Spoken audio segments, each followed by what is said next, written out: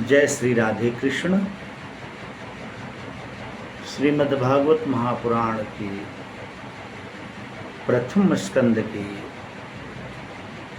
7वें अध्याय में हम आप श्रवण कर रहे थे और 7वां अध्याय पूर्ण हो जाता है। आइए अष्टम अध्याय में प्रवेश करते हैं।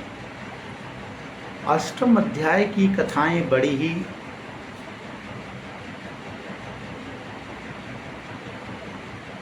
रोचक हैं। भगवान और भक्त के विषय में सच्ची जानकारी प्रदान करने वाली हैं।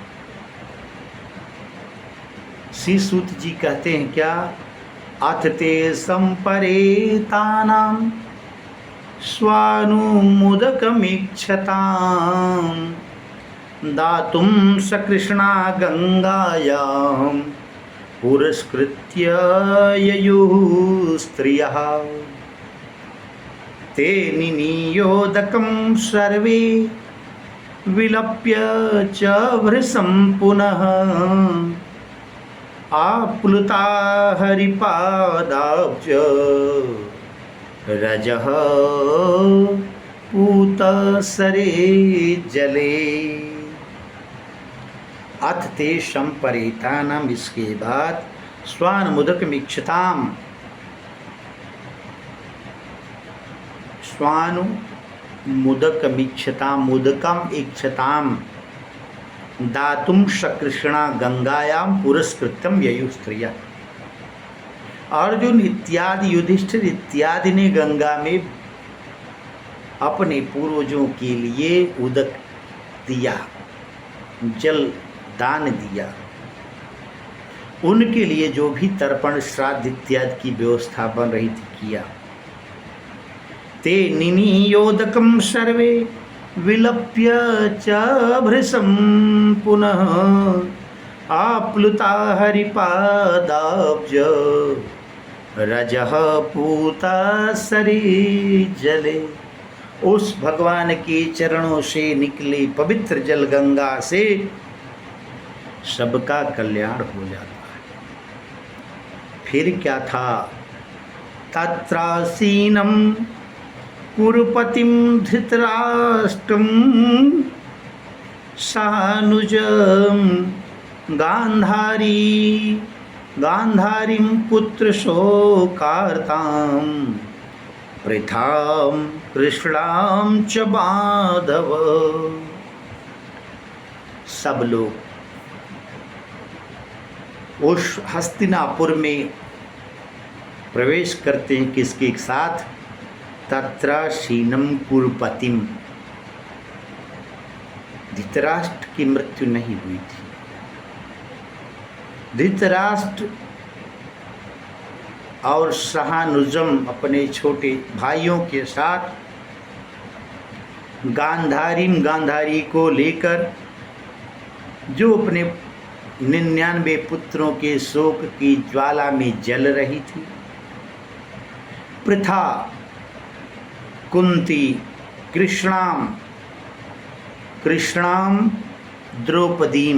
द्रौपदी को भी साथ लेकर के, च माधव, और माधव सब प्रवेश करते हैं हस्तिनापुर में। स्वान्त्वयामास मुनिभिः हतबन्धून् छुचार्पितान् भूतेषु कालस्य गतिं दर्शयन्न प्रतिक्रियां। साधु संतों ने, मुनियों ने सबको सांत्वना दिया कि ये तो विधि का विधान था, इसमें किसी का बस नहीं था और विधि के विधान के अनुसार ही हुआ है, इसमें किसी का दोष नहीं है। ना तो अर्जुन का दोष है, ना तो कौरवों का कोई दोष है। ये विधि को यही मंजूर ही था और ये काल की गति इसी प्रकार से सबको ले चलना चाहती थी और उसी का यह परिणाम है। अतः आप लोग शांत रहिए, किसी के प्रति कोई दुर्भाव मत रखिए किसी के प्रति कोई ईर्ष्या मत रखिए, किसी के प्रति कोई द्वेष मत रखिए, किसी के प्रति कोई जलन न रखिए। इस प्रकार से साधुओं ने समझाया। कहते हैं साधित्वा जात शत्रो स्वं राज्यम कितवैहितम घातित्वा सतो राज्ञः कच स्पर्श क्षतायुषम। उसके बाद उस राज्य को प्राप्त करके याजित्वा स्वमेधस्तं त्रिभिरुत्तम कल्पकै। 3 अश्वमेध यज्ञों के द्वारा उत्तम करने के बाद तद सह पावनम दिक्षु सतमन्योरिवातनोत। उस भूमि को पवित्र करने हेतु ये अश्वमेध यज्ञ किए गए। 3 अश्वमेध यज्ञ का आयोजन क्रमशः युधिष्ठिर ने किया।